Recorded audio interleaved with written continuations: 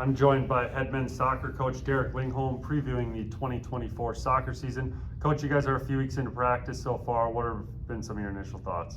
Well, I think we've got a really deep team. Obviously, we lost some really key players from last year, but we brought in a great recruiting class.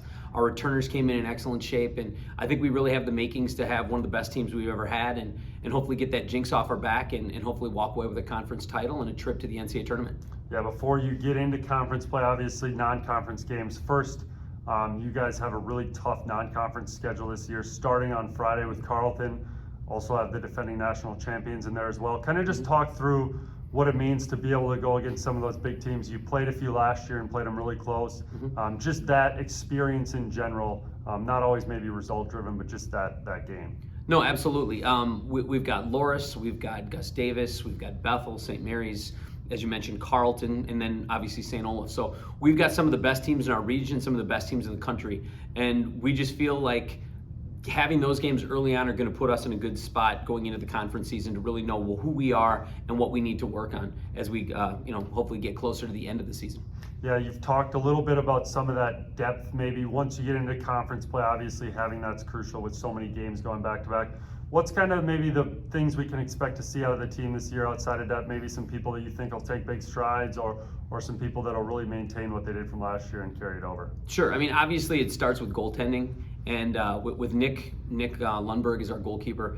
Nick's just been a great guy for us the last 3 years. It's really nice to know that you got him kind of to rely on. We have the majority of our defensive line back and almost all of our attack. The big thing we're going to need to replace is our midfield, and we brought in some excellent players, and we just had a scrimmage here on Saturday, and some of the new guys just looked absolutely fantastic. So we've made it a real point to make sure that they know that they don't have to replace Ago and Lorenzo and some of our good players that we've graduated.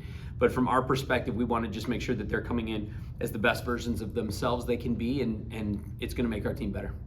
Yeah, then we'll talk a little bit about conference play. Once you guys get into conference, rankings came out. You guys were picked second. Superior won, I think, 7 conference titles in a row, and you guys have kind of went back and forth with them. But some other teams have really taken a big step in the conference as well. What are some things we can expect out of the UMAC this year? It's going to be very different. We've got quite a few new coaches, so you never know, what styles they might employ. If you're going to see the same team you did the previous year. Last year, I know Crown really gave us a run for our money a couple times. Northland's going to have a completely different look than they've had in years past.